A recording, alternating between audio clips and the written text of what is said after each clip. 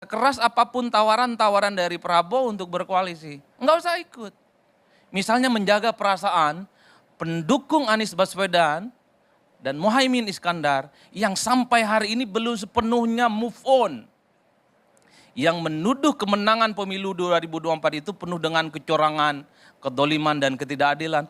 Mestinya nggak tergoda. Secara ideologi politik, visi dan misi, partai ini selalu bertabrakan kalau mau pemilu.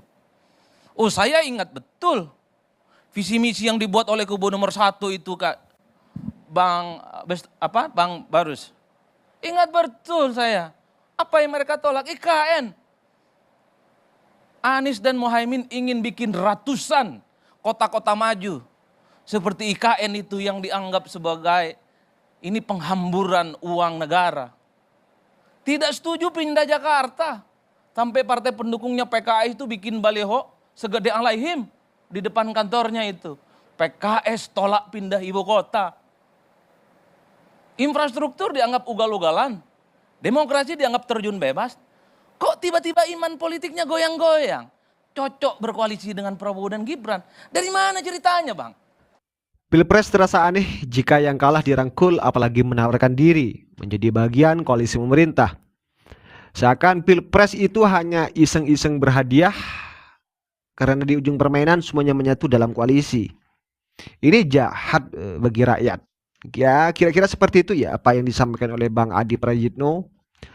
Tadi yang juga Direktur Parameter Politik Indonesia itu menyatakan atau mengatakan mestinya yang kalah itu biarkan menjadi oposisi. Hukum dia agar tidak menikmati manisnya kekuasaan. Pengamat politik dari Universitas Islam Negeri UIN Syarif Hidayatullah yaitu Adi Prayitno mengkritisi agar Pilpres itu berguna, sebaiknya yang menang itu tidak perlu mengajak yang kalah dan yang kalah tidak perlu menawarkan diri menjadi bagian pemerintahan. Cukup yang menang jadi penguasa karena itu bentuk hadiah dari rakyat. Berikan dia kesempatan membuktikan kinerjanya. Sementara yang kalah biarkan di luar kekuasaan berjalan di tempat yang sunyi jadi oposisi sebagai bentuk hukuman rakyat karena rakyat tidak memilih mereka. Adi mengatakan perlunya sistem berdemokrasi ada pihak dalam pemerintahan dan ada di luar pemerintahan. Emang juga ada benarnya sih ya, apa kata Adi? Karena masyarakat sendiri itu memilih Prabowo banyak juga yang tidak rela kalau Prabowo itu merangkul semuanya. Karena mereka yang kemarin itu teriak curang dan Prabowo sendiri pun dinilai tidak berprestasi selama menjabat jadi Menhan. Ya sebaiknya lakukan survei terlebih dahulu ya untuk bagi tim Prabowo kepada rakyat yang memilihnya biar semuanya itu menerima atas apa yang menjadi keputusan nanti. Memang kalau saya pribadi sih ya sangat tidak setuju kalau misalnya semua partai pengusung yang kalah semuanya itu berkoalisi dengan Pak Prabowo. Bagi saya cukup satu saja ya, cukup satu saja misalnya kalau ada partai oposisi yang mau bergabung dengan Pak Prabowo. Ya sebutkanlah seperti Nasdem saja. Itu sudah cukup bagi saya. Tidak perlu semuanya, tidak perlu PKB, PKS, apalagi PDIP. Ya tidak tahu kalau menurut pemirsa semua. Oke langsung saja kepada videonya biar tidak terlalu lama-lama. Mari kita simak seperti apa pembahasan dari Adi Prayitno. Kerjasama kan nggak harus jadi menteri. Bikin masjid juga kerjasama gitu loh. Bikin irigasi juga kerjasama. Bikin musola, bikin infrastruktur juga kerjasama. Dan untuk rakyat, irigasi pertanian juga bagian dari kerjasama politik. Jadi kerjasama itu nggak harus jadi menteri. Atau kalau apa yang disebut oleh Mbak Lulu tadi, bahwa sepertinya misalnya partai pemenang pemilu itu butuh PKB. Karena mungkin kepentingan di pilkada, ya oke. Nggak perlu jadi menteri, koalisi aja di pilkada. Pilkada Jakarta, pilkada Depok, atau Jawa Timur dan Jawa Tengah yang menjadi basis kekuatan PKB. Nggak perlu jadi menteri. Kalau memang iman politiknya nggak tergoda dengan ajakan itu. Begitupun dengan Nasdem, kalau memang tidak tertarik, sekeras apapun tawaran-tawaran dari Prabowo untuk berkoalisi, nggak usah ikut. Misalnya menjaga perasaan pendukung Anies Baswedan dan Muhaimin Iskandar yang sampai hari ini belum sepenuhnya move on. Yang menuduh kemenangan pemilu 2024 itu penuh dengan kecurangan, kedoliman dan ketidakadilan. Mestinya nggak tergoda Sehebat apapun godaan itu. Cuman kan problemnya atas nama kerakyatan, atas nama bangsa dan negara, ya ujung-ujungnya menteri. Mestinya tolak dong. Tentu untuk menghormati basis konstituen yang saya kira per hari ini itu masih terluka persoalan-persoalan politik elektoral Pilpres 2024. Oleh karena itu kutukan presiden minoritas inilah Bang Karni menurut saya yang kemudian membuat kenapa presiden-presiden terpilih itu cenderung ingin merangkul pihak-pihak yang kalah.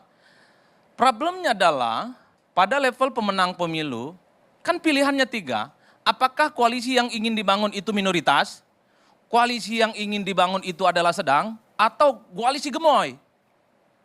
Kalau koalisi minoritas, saya kira Prabowo Subianto dan Gibran Raka Buming Raka cukup mengajak satu partai politik saja sudah cukup. Sebut saja yang diajak itu Nasdem. Nasdem kalau bergabung dengan Prabowo dan Gibran ini sudah menggenapi kekuatan politik parlemen 50% plus 1. Jadi kalau ada voting apapun di parlemen, saya kira Prabowo dan Gibran masih menang keputusan-keputusan politiknya. Ini koalisi minimalis dan mempersilahkan partai-partai di luar itu untuk berjalan di tempat yang sunyi. Menikmati sunyinya jalan menjadi oposisi. Jangan ajak partai-partai yang lain. Yang penting parlemen itu kalau ada voting, head to head menang dan tidak kalah. Atau opsinya koalisi menengah atau koalisi sedang. Tidak cukup dong mengajak Nasdem, perlu juga ada PKB. Kalau ada PKB, maka kekuatan politik Prabowo dan Gibran 73%. Merem saja keputusan politik apapun di 5 tahun yang akan datang, nggak mungkin ada resistensi, nggak mungkin ada perlawanan. Sekalipun ada protes dan resistensi, sebut saja dari PDIP dan PKS, nggak mungkin kuat. Karena kalau dalam voting pasti kalah. Atau opsinya yang ketiga, yaitu koalisi gemoy. Ini kecenderungannya memang ketika ada informasi misalnya soal bagaimana Prabowo Subianto ingin bertemu dengan Megawati, Megawati soal kemungkinan bertemu dengan Prabowo, ini kan dikaitkan soal bagaimana PDIP pun juga ingin ditarik dalam koalisi. Kalau ini terjadi maka yang ada di Indonesia adalah koalisi gemoy. Kalau saya dari lubuk hati yang paling dalam, dari dulu Bang Karni selalu mengatakan haram hukumnya itu. Partai-partai politik yang kalah pemilu berkoalisi dengan pemenang. Haram.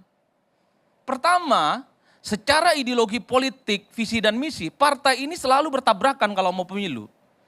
Oh, saya ingat betul visi misi yang dibuat oleh kubu nomor 1 itu Kak Bang Barus. Ingat betul saya. Apa yang mereka tolak? IKN. Anies dan Muhaimin ingin bikin ratusan kota-kota maju. Seperti IKN itu yang dianggap sebagai ini penghamburan uang negara. Tidak setuju pindah Jakarta.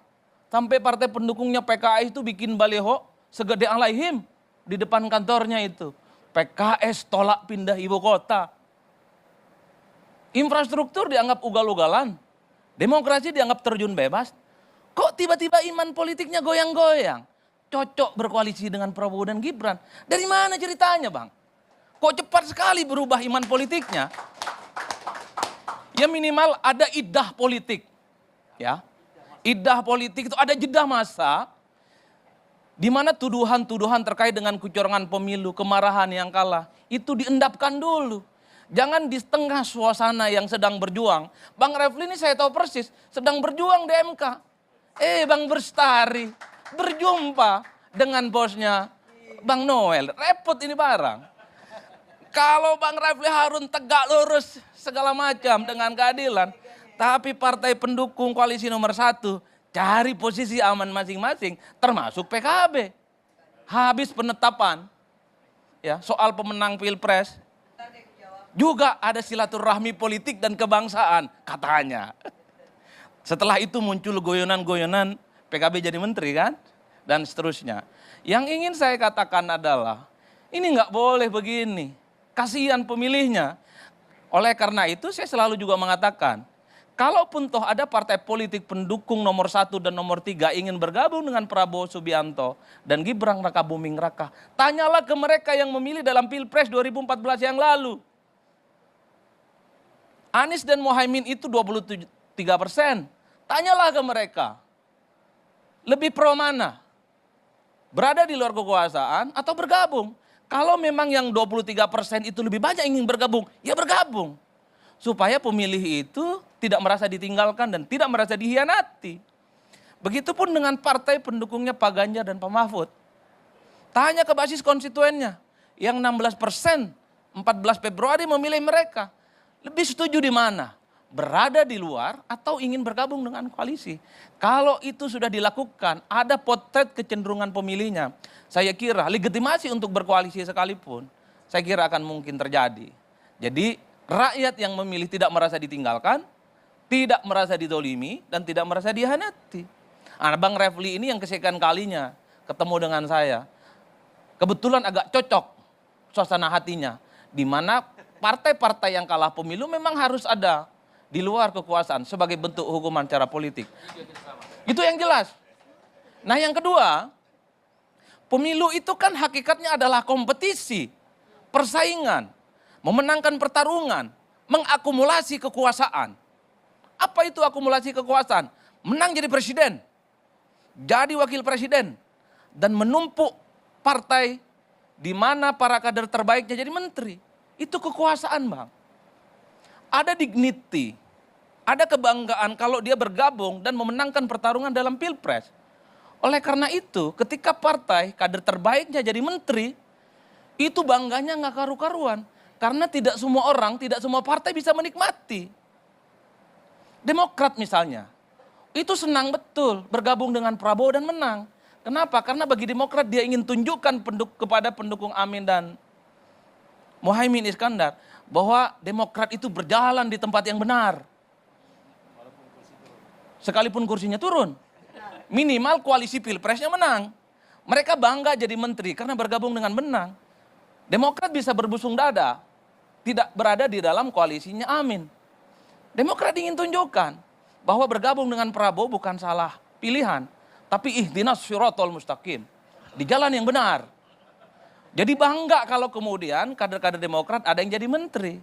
Oke, saya rasa cukup ya terkait dengan pembahasan Bang Adi Prayitno. Ya, seperti apa komentar kalian tulis di kolom komentar, dan juga kepada pemirsa semua, jangan lupa tekan tombol subscribe-nya biar kalian juga tidak ketinggalan informasi-informasi terbaru dari channel ini. Dan salam demokrasi dan salam NKRI.